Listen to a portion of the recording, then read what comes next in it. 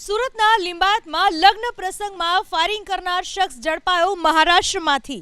જ્યાં શખ્સને પકડી લેવામાં આવ્યો। પોલીસે આરોપીને સાથે રાખીને ઘટનાનું રિકન્સ્ટ્રક્શન કર્યું। જે વિસ્તારમાં દહેશત હતી, જે વિસ્તારમાં હાથ જોડીને માફી માંગતો નજરે પડ્યો આરોપી। હત્યા, ફાયરિંગ, લૂંટ, મારામારી અને આર્મ્સ એક્ટ જેવા ગંભીર 34 ગુનાઓમાં તેની સંડોવણી ખુલી। વિશ્રાંતિ પાર્કમાં આયોજિત એક લગ્ન પ્રસંગમાં ફરિયાદી અજય ગિરાસે હાજર હતા। જૂની અદાવતમાં આરોપી જયેશ ઉર્ફે બારકુ પાટીલ અને તેના સાથી સૂરજે તેની સાથે ઝઘડો કર્યો। આ સમયે ઉશ્કેરાય આરોપી બારકુ પાટીલે બંદૂક કાઢી સીધું અજય પર ફાયરિંગ કર્યું, જેમાં પગના ભાગે ગોળી વાગતા તે લોહી લુહાણ થઈ ગયો।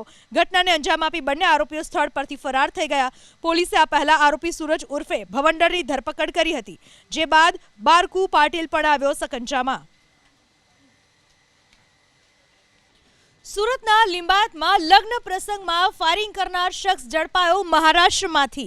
જ્યાં શખ્સને પકડી લેવામાં આવ્યો। પોલીસે આરોપીને સાથે રાખીને ઘટનાનું રિકન્સ્ટ્રક્શન કર્યું। જે વિસ્તારમાં દહેશત હતી, જે વિસ્તારમાં હાથ જોડીને માફી માંગતો નજરે પડ્યો આરોપી।